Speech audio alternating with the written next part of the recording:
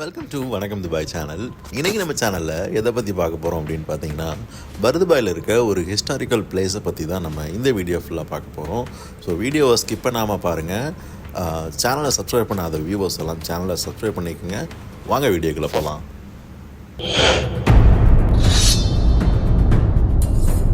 இன்றைக்கி நம்ம எங்கே வந்திருக்கோம் அப்படின்னு பார்த்தீங்கன்னா, பர்துபாயில் இருக்க அல்சின்தஹா ஏரியாவில் இருக்க ஒரு ஆர்ட் அண்ட் கல்ச்சர் மியூசியத்துக்கு தான் வந்திருக்கோம். இந்த மியூசியம் வந்து என்ன அப்படின்னு பார்த்தீங்கன்னா, பண்டைய காலத்தில் துபாய் ஆட்சி செஞ்ச மன்னர் அல் மக்தூம் அவங்களுடைய குடும்ப வீடு தான் வந்து இது. இது வந்து அவருடைய மகன் ஷேக் கலீஃபா பின் சயீத் அல் மக்தூம் அவர்களுடைய வீடு தான் வந்து இப்போ இதை வந்து ஒரு மியூசியமாக மாற்றிருக்காங்க. Art and culture. ஸோ இவங்களுடைய கல்ச்சர்ஸை வந்து ஒரு ஆர்ட்டெல்லாம் வரைஞ்சி ஸோ அதெல்லாம் வந்து நமக்கு காட்சிப்படுத்தியிருக்காங்க. ஸோ அதை பார்க்குறதுக்காக தான் நம்ம இன்றைக்கி வந்திருக்கோம். ஸோ இப்போ நீங்கள் பார்த்துட்ருக்கிறது அந்த அவங்களுடைய மனைவி ரூம் தான் வந்து இந்த அறை. ஸோ அவங்க யூஸ் பண்ண பொருட்கள், அவங்க யூஸ் பண்ண பாத்திரங்கள் இதெல்லாம் வந்து நமக்கு வந்து காட்சி பொருளாக வச்சுருக்காங்க. பார்த்திங்கனாலே உங்களுக்கு தெரியும். இந்த வீடு வந்து எப்போ கட்டியிருக்காங்க அப்படின்னு பார்த்தீங்கன்னா 1859 வருஷத்துலேயே இந்த வீடை வந்து இவங்க கட்டியிருக்காங்க. ஸோ முழுவதுமாகவே வந்து இது வந்து களிமண் மற்றும் கடலில் கிடைக்கிற பவளப்பாறைகளை வச்சு தான் இதை வந்து கட்டியிருக்காங்க.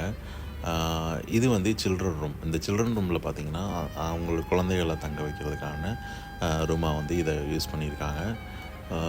இப்போ உள்ள அந்த ஸ்ட்ரக்சர்ஸ் எல்லாமே வந்து இவங்க ரீசன்ட்லி வந்து மாடிஃபை பண்ணது தான். ஸோ அந்த காலத்து வீடை வந்து கொஞ்சம் சிதைந்து தான் வந்து இருந்திருக்கு. ஸோ இதை வந்து இவங்க வந்து ரீக்ரியேஷன் பண்ணி வச்சுருக்காங்க.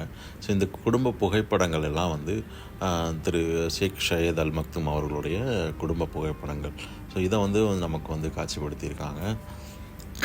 நம்ம இந்த மியூசியத்துக்குள்ளே போகும்போதே நமக்கு எல்லாத்தையுமே நம்ம வந்து பார்க்கலாம். இது பழங்காலத்து வாட்ச்சு, அவங்க யூஸ் பண்ண டிவி அண்டு கண்ணாடிகள், அதுக்கப்புறம் பார்த்திங்க அப்படின்னா அவங்க பாட்டு கேட்க யூஸ் பண்ண ரேடியோஸ். ஸோ இதெல்லாமே வந்து நம்ம அந்த வீட்டில் வந்து நம்ம பார்க்கலாம். ஒரு சில பொருட்களை வந்து காட்சிக்காக நமக்கு வச்சுருக்காங்க. ஸோ இந்த இடத்துல வந்து பார்த்திங்க அப்படின்னா உங்களுக்கு ஃப்ரீ தான். நீங்கள் வந்து எந்த சார்ஜபிளும் கிடையாது. ஸோ ஃப்ரீயாகவே இந்த இடத்த நீங்கள் பார்க்கலாம். ஸோ இதெல்லாம் பார்த்திங்க அப்படின்னா அவங்க பண்டைய காலத்தில் யூஸ் பண்ணப்பட்ட நகைகள். அந்த ஷேக் அவங்களோட மனைவிகள் அவங்களுடைய வந்து நகைகளை வந்து காட்சிப்படுத்தியிருக்காங்க.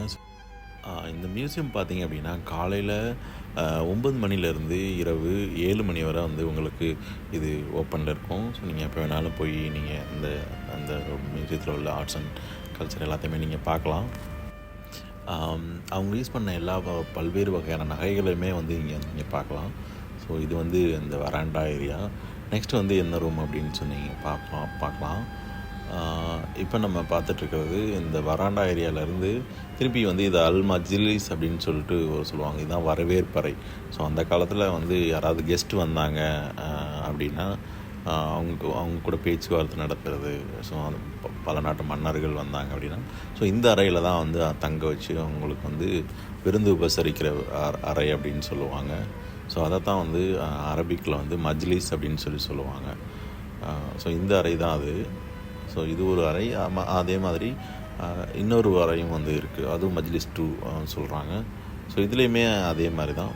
ஸோ கெஸ்டஸ் வந்து யாராவது வந்து சிறப்பு விருந்தினர்கள் யாராவது வந்தாங்க ஸோ அவங்கள வந்து தங்க வச்சு பேசுகிறதுக்கான ஒரு அறை. இந்த டேபிள்ஸ் அண்ட் சேர்ஸ் எல்லாமே அந்த காலத்தில் யூஸ் பண்ணப்பட்ட பொருட்கள் தான்.